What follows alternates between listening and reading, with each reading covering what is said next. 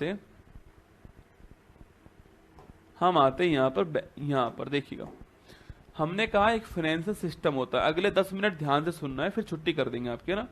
हमने कहा आपसे एक सिस्टम होता है जिसको बोलते हैं हम लोग फाइनेंशियल सिस्टम कहते हैं, ठीक है। हमने कहा आपसे जहाँ फाइनेंस का जहाँ लेन देन होता है उसको हम लोग बोलते हैं कौन सा, उसे हम लोग बोलते हैं वित्तीय व्यवस्था कहते हैं, ठीक है। फिर मैंने कहा दोस्तों आपसे वित्त जो है वो मनी आपकी जेब के अंदर है और आपकी है, आप उसका यूज कर सकते हो, आपके पास पावर है, वो फाइनेंस कहलाती है, ठीक है। और इस फाइनेंस का लेन देन करने के लिए मार्केट चाहिए होता है, उसको हम बोलते हैं फाइनेंशियल मार्केट। दो टाइप का होता है, एक शॉर्ट टर्म मनी मार्केट होता है, मॉनेटरी मार्केट बोलते हैं, एक लॉन्ग टर्म वाला कैपिटल मार्केट होता है। मॉनेटरी मार्केट में बैंकिंग सिस्टम आता है, जिसमें reserve bank of India regulate करने वाली संस्था शॉर्ट टर्म के लिए है ना। कैपिटल मार्केट में शेयर मार्केट, स्टॉक एक्सचेंज आता है, इसको रेगुलेट करने वाली संस्था security exchange board of India, आगे हम पढ़ेंगे, ठीक है। फिर मैंने कहा दोस्तों आपसे बैंकिंग सिस्टम दोस्तों आपके उसका इतिहास हमें जानना होगा, ठीक है। सबसे पहले मैंने शुरुआत करी कि 1770 के अंदर भारत में एक बैंक ऑफ हिंदुस्तान की स्थापना होती है। ये पहली मॉडर्न बैंक थी, परसों ये बैंक असफल होती है और इसमें पूंजी विदेशी पूंजी के रूप में इसमें पूंजी होती है, ये मैंने आपसे कहा, ठीक है। उसके बाद दोस्तों मैंने कहा सो 3 बैंक की स्थापना एक साथ होती है आपके, वो है बैंक ऑफ आपके बंगाल दोस्तों, इसके अलावा बैंक ऑफ मद्रास और बैंक ऑफ बॉम्बे। 3 बैंक मैंने आपको लिखा है। बैंक ऑफ बंगाल 1806 में स्थापना होती है, बैंक ऑफ बॉम्बे की स्थापना 40 के अंदर होती है और बैंक ऑफ मद्रास की स्थापना 1843 के अंदर होती है, मैंने आपसे कहा, ठीक है। इसके बाद दोस्तों एक बैंक आपकी 1865 के अंदर इलाहाबाद बैंक की स्थापना होती है। फिर दोस्तों हम कहां पर आए, 1881 के अंदर आते हैं, अवध कमर्शियल बैंक की स्थापना होती है। मैंने आपसे कहा साथियों कि ये भारतीय द्वारा संचालित आपकी पहली बैंक थी, पर बहुत ही लिमिटेड में संचालित थी। इसके बाद में पीएनबी बैंक की स्थापना होती है 1894 में, दिल्ली में मुख्यालय इसका है। पीएनबी बैंक पूरी तरह से भारतीय द्वारा संचालित बैंक थी, पूरी तरह इसको ऑपरेट करने वाले भारतीय थे, पर फिर भी दोस्तों यहां पर हमारा ओनरशिप नहीं है, हमारा स्वामित्व नहीं है, आपको नोट करना है, ठीक है। भारतीय स्वामित्व नहीं था इस बैंक के ऊपर। इसके बाद सेंट्रल बैंक ऑफ इंडिया की स्थापना होती है 1911 के अंदर, इसके ऊपर पूरी तरह ओनरशिप किसकी है, भारत की है। तो भारतीय स्वामित्व वाली पहली बैंक 1911 की सेंट्रल बैंक ऑफ इंडिया हो गई, ठीक है। इसके बाद दोस्तों 3 बैंक जो स्थापित पहले हो चुके हैं, बंगाल, मद्रास, बॉम्बे, उन तीनों बैंक का मर्जर हुआ, विलय हुआ और एक नई बैंक सामने आती है, imperial bank of India, just like central bank की तरह काम करती है। नोट इशू करना इसका सबसे महत्वपूर्ण काम था। इसकी स्थापना 1921 में होती है, ये भी आपको ध्यान रखना है, ठीक है। फिर दोस्तों 1919 का जो गवर्नमेंट ऑफ इंडिया एक्ट था ना, उसमें कहा गया था कि भारत के पास में एक डेडिकेटेड क्या होना चाहिए, आपके सेंट्रल बैंक होना चाहिए, ठीक है। और इसी के लिए एक शाही आयोग बनाएगा जिसको यंग हिल्टन कमीशन कहते हैं। इस आयोग की रिकमेंडेशन के आधार पर क्या होता है, इसकी रिकमेंडेशन के आधार पर आपके 1934 में एक एक्ट आता है और उस एक्ट के बाद में 1 अप्रैल 1935 को भारत में रिजर्व बैंक ऑफ इंडिया की स्थापना होती है।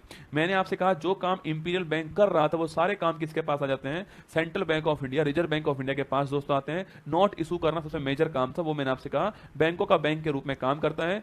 उस समय दोस्तों मुख्यालय कलकत्ता के अंदर था, पर 37 में मुख्यालय मुंबई के अंदर आ गया था ना। बर्मा भी दोस्तों उस समय इसी के अधीन था, पर बर्मा बाद में 37 में बर्मा भी आपके अलग देश हो गया था, तो इससे बाहर हो गया, पर शुरुआत में बर्मा इसी का भाग था, ठीक है। फिर मैंने कहा दोस्तों आपसे कि हम आजाद होते हैं, आजाद होने के बाद में हमने 1949 के अंदर इसका एक एक्ट बनाया जिसको बोलते हैं बैंकिंग रेगुलेशन एक्ट, और इस एक्ट के तहत हमने जो रिजर्व बैंक ऑफ इंडिया उसका 1 जनवरी को राष्ट्रीयकरण कर दिया, किसके अंदर, भारत के अंदर। ये पहला बैंक हो गया, मतलब प्राइवेट बैंक को पब्लिक बैंक में कन्वर्ट करना राष्ट्रीयकरण होता है, वो हमने 1 जनवरी 1949 को रिजर्व बैंक ऑफ इंडिया कर दिया, ठीक है।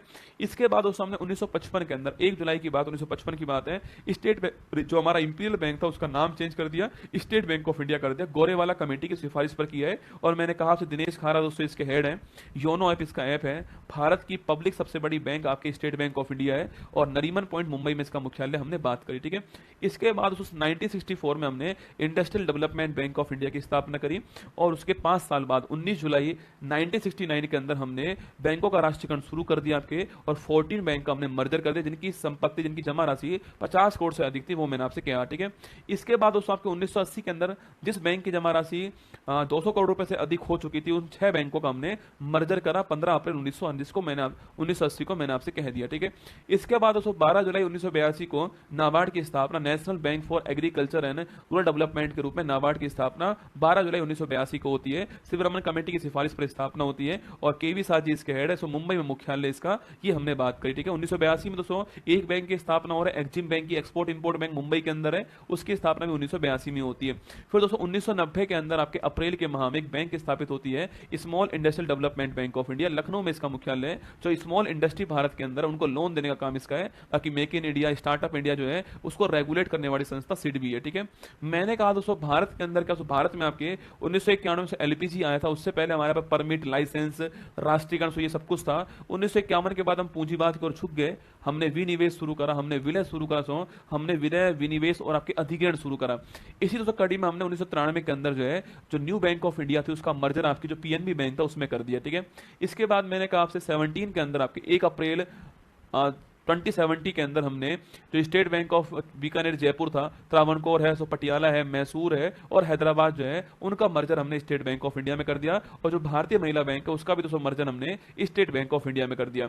इसके बाद दोस्तों हमारे पास वर्तमान में 12 दोस्तों आपके पब्लिक सेक्टर बैंक है, हमने और भी दोस्तों मर्जर किया है ना, जैसे आपके देना बैंक और विजया बैंक का मर्जर हमने बैंक ऑफ बड़ौदा में कर दिया, ठीक है। सिंडिकेट बैंक कैनरा बैंक में मिल चुकी है, इलाहाबाद बैंक आपकी इंडियन बैंक में मिल चुकी है, ओरिएंटल बैंक और आपके जो यूनाइटेड बैंक है आपके वो पीएनबी बैंक में मिल चुकी है, जो कि भारत की सेकंड सबसे बड़ी प्राइवेट सेक्टर की, भारत की सेकंड सबसे बड़ी पब्लिक बैंक बन चुकी है पीएनबी बैंक, हमने आपसे वो पढ़ा दिया। इसके बाद मैंने आपसे लास्ट पॉइंट और कहा कि 2 अक्टूबर 1975 को भारत में क्षेत्रीय बैंक की स्थापना, आरआरबी की स्थापना होती है। सिक्किम, गोवा में ये नहीं है। इसके अलावा 50% इसमें सेंट्रल गवर्नमेंट का है, 15% इसमें स्टेट गवर्नमेंट का है और बाकी 35% जो इसके अंदर किसका है, जो स्पॉन्सर्ड बैंक होगी उसका होने वाला है, ये आपको ध्यान रखना है। इसके बाद हमारा जो रिजर्व बैंक ऑफ इंडिया है वो हम कल पढ़ने वाले हैं। Reserve bank